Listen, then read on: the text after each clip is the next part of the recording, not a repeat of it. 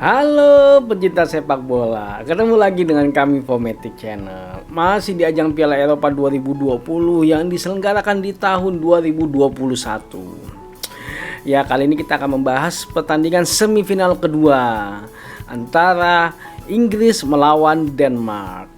Ya, Inggris luar biasa ya. Inggris telah melalui salah satu ujiannya kalau menurut kami. Inggris berhasil menang di Olimpico Roma. Ini adalah pertama kalinya Inggris bermain di stadion selain Wembley pada ajang Piala Eropa kali ini. Nah, pada pertandingan semifinal dan final nanti tetap semua akan diselenggarakan di Wembley Stadium.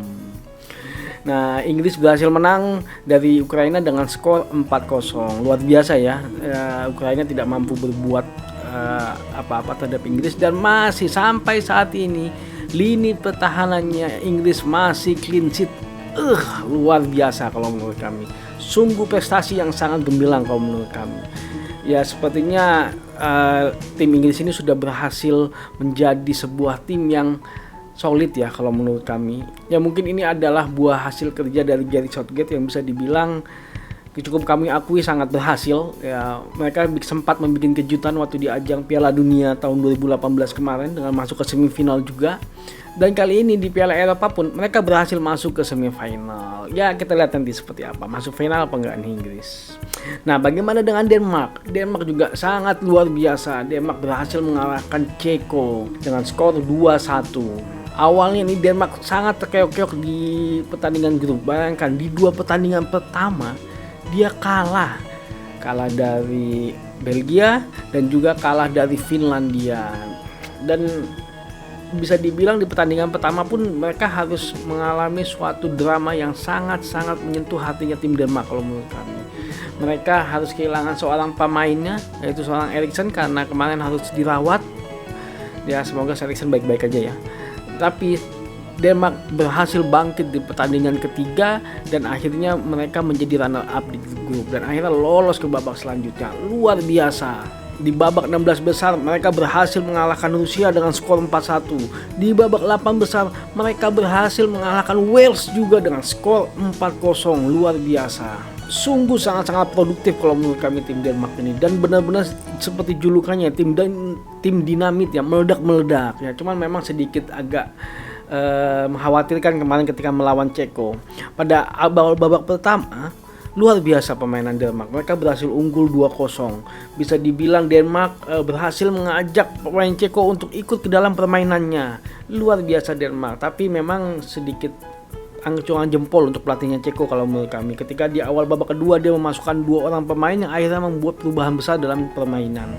Tapi sayangnya memang Ceko hanya bisa membalas 1 gol. Ya, memang tidak cukup untuk membuat kedudukan menjadi imbang 2-2 ya. Ya, mungkin bisa dibilang telat lah kemarin perubahan yang dilakukan oleh Ceko. Ya, memang ini luar biasa, memang tim Denmark ini sungguh-sungguh bisa dibilang sebagai kuda hitam ya. Tapi kita nggak tahu nanti selanjutnya seperti apa. Nah, bagaimana peluang dua negara ini antara Inggris dengan Denmark? Kita coba lihat dulu statistiknya seperti apa ya.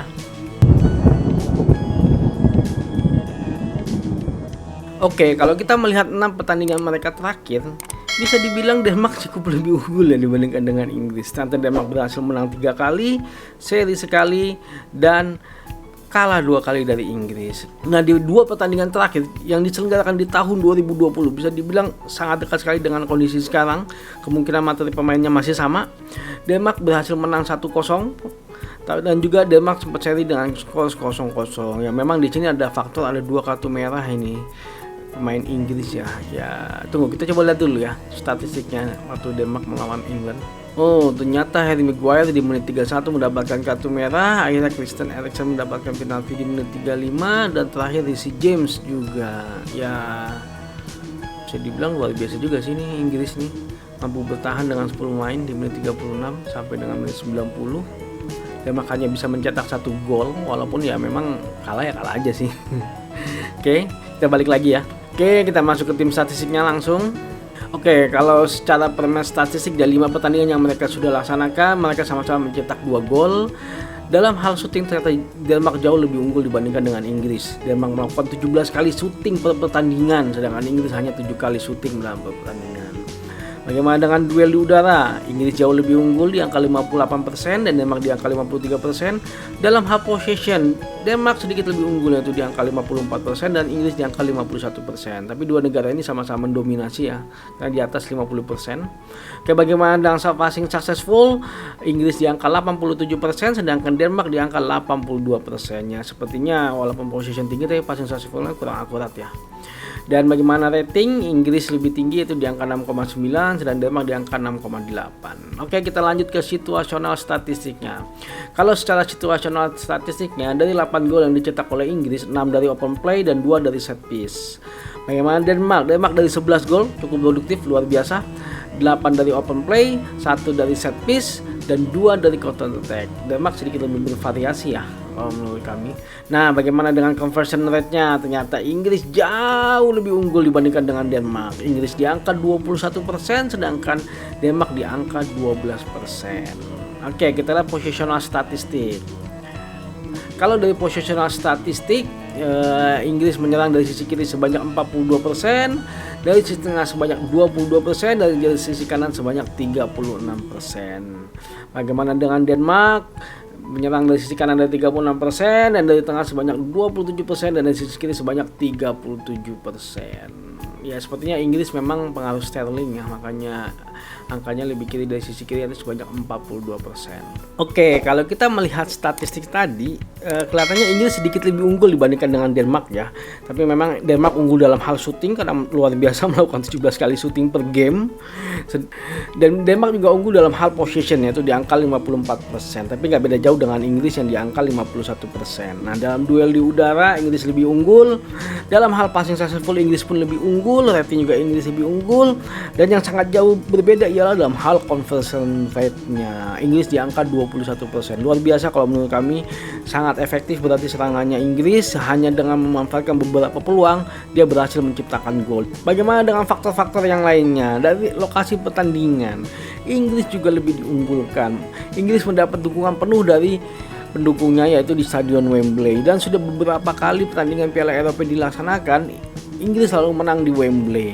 Ya, luar biasa ya. Dan ujian yang terakhir mereka pun juga mereka berhasil menang di Olimpico bahkan dengan skor yang fantastis 4-0.